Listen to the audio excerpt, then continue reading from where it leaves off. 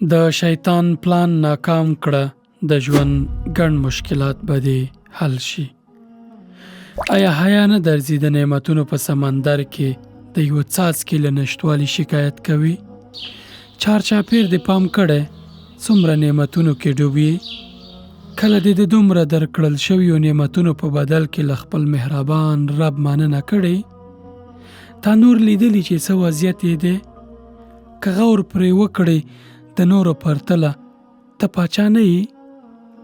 یو نعمت دې ځنډېدلی یا یو بې خونده حالت در باندې راغلی، ټول درکړل شوي نعمتونه یې درنه هیر کړل. انسانه ته څومره ناشکره یې. حالات او ظروف هغه څه دي چې موږ الله پاک ته نږدې کوي. سخت حالات او شرایط مو دې ته اړ کوي چې خپل رب ته شکایت وکړو، نه دا چې خلکو ته له خپل ربه شکایت وکړو. آدم علیه السلام ته د سجدې نه کولو له امله الله پاک ابلیس وراټه. په غبرګون کې د هغه لومړی انتقامي پرېکړه همدا وه چې موږ به داسې بوخت کړي چې د خپل رب له شکر کولو بې غوره شو.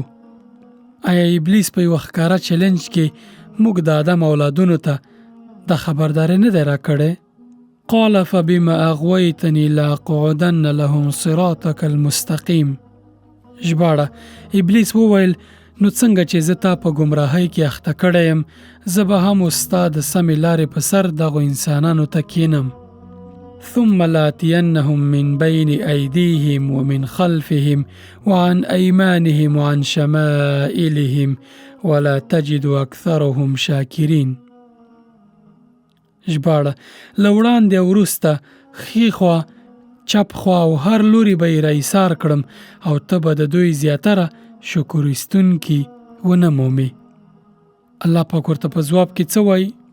قال اخرج منها مذءوما مدحورا لمن تبعك منهم لأملأن جهنم منكم اجمعین. ژباړه: له دې ځایه سپک او رټل شوی ووځه، له دوی څخه چې څوک ستا پیروي وکړي ستا په شمول به له هغو ټولو څخه دوزخ ډک کړم.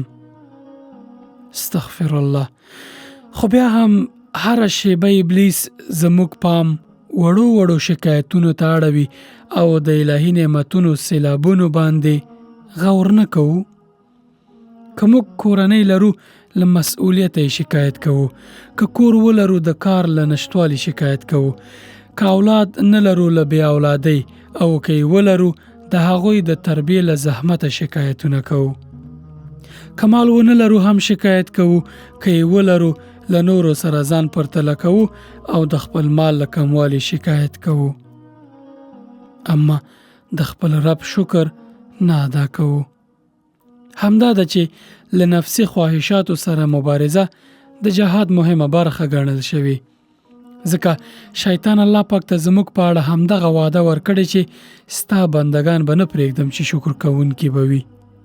اوس که ته د شیطان دغه خبرداری بابیزه ګڼې او د هغه لاره نیسې، حیا نه درځي او ځان درته ملامته نه ښکاري؟ انسانه ته څومره نازوانه یې.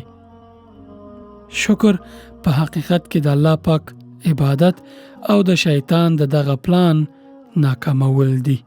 له ځانه یو شکر کوونکی انسان جوړ کړه. په وړو وړو نعمتونو چې الله پاک درکول یا په هر حالت چې ته یې اوس لرې، همیشه شکر کوونکی اوسه. الله پاک نه مننه کوه. همیشه په ژبه دا جاری ساته چې الحمدلله علی کل حال.